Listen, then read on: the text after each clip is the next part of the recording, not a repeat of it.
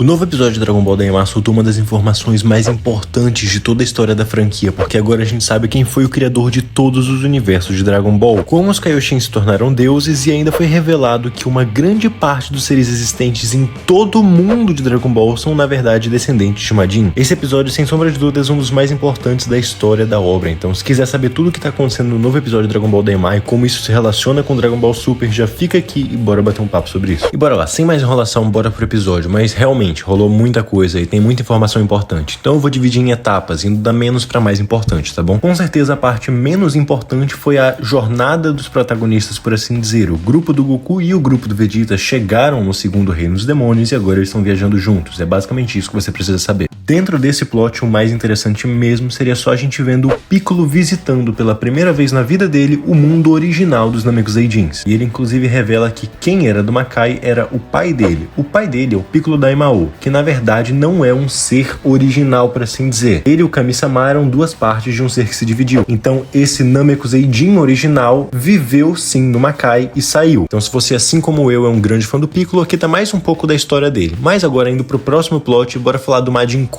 Nossa, ele tomou uma surra muito feia. Ele nem apanhou tanto, pra falar a verdade, só que foi muito ridículo comparado com o tanto de expectativa que o episódio anterior fez. Eu até avisei pra vocês no vídeo do episódio da semana passada que o Ku provavelmente não seria o grande vilão. Se ele fosse, ele ainda iria se transformar. E acaba que eu tava certo, porque ou ele ainda vai ter uma transformação, ou ele só não vai ser o vilão principal. É só a gente ver o nível de poder dele. Não foi o bastante pra enfrentar o Tamagami de número 1. Ou ele vai se transformar, ou ele não é o vilão final, como eu já tinha falado. Muito provavelmente ele não é o vilão final simplesmente porque a personalidade dele não encaixa nem um pouco. Mas enfim, basicamente era isso dessa parte. Só é interessante destacar que muito provavelmente isso significa que logo a gente vai ver o outro Majin nascendo, porque lembrem que a Marba e a Arensu tinham duas sementes de Saiyaman. Mas beleza, agora sim, sem mais enrolação, sem mais plots secundários, bora falar do ponto principal desse episódio, a origem do universo de Dragon Ball, galera. Finalmente. A questão é que basicamente, quando os dois grupos principais já tinham se reunido, chegou um momento em que a Bulma perguntou pro Kaioshin sobre a história dele, porque tinha escutado o nome verdadeiro dele. E aí o Shin, ou Nahare, acaba explicando basicamente a história do universo. E de forma resumida, no começo de tudo, só existia o Makai. A gente não sabe como surgiu, mas o Makai era a primeira coisa aparentemente, antes do próprio universo ou do multiverso. Mas o Supremo Rei dos Demônios daquela época queria expandir o reino, então ele mandou que o Super Majin